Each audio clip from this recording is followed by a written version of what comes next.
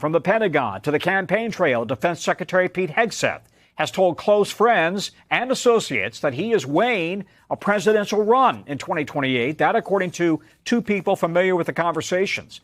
Who else but NBC's Courtney Kube is part of the team breaking this exclusive reporting for us.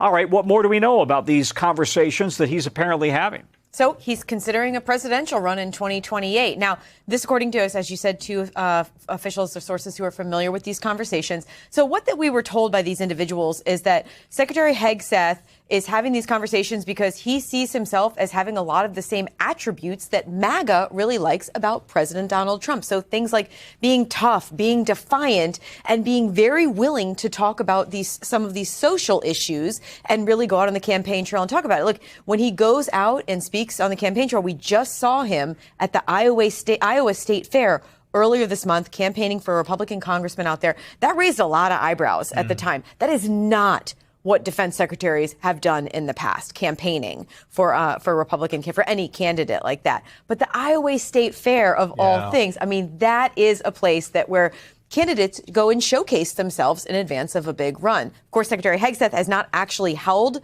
any elected office. He's before he was Secretary of Defense, he was a host on Fox News Channel on the Weekend Show. By the way, this isn't the only quote unquote political action he's taken while he's been the DOD secretary. Not at all. I mean, he has politicized the role more so than any Secretary of Defense since I've been covering since Donald Rumsfeld. And you know, and there are real questions about this for the American public. One of them would be he is under DOD statute, he is required to take U.S. military aircraft for any travel, personal, official, whatever it is. That includes these political trips. That means that when he does things like goes to the Iowa State Fair, he goes on a military aircraft. He takes military officials and his personnel with him. Yep. Taxpayers are paying for all of that. Do we have any idea his popularity level outside of his inner circle, outside of D.C.? How does he play to Main Street Republicans? So he's done two campaign events that have been public that we know about. One was the one in Iowa. Then he did one several months ago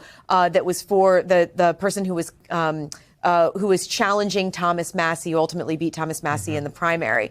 In both cases, he was received well. He was received like a rock star. He used a lot of the same kind of language that we've heard him use, who have covered him in his time at the Pentagon. So, you know, he was talked about, he likes to talk about no dudes in dresses in the military, those sorts of comments, and those sorts of social comments with those friendly audience played really well. Busy week for you, breaking a lot of news. Have a good weekend. Thanks.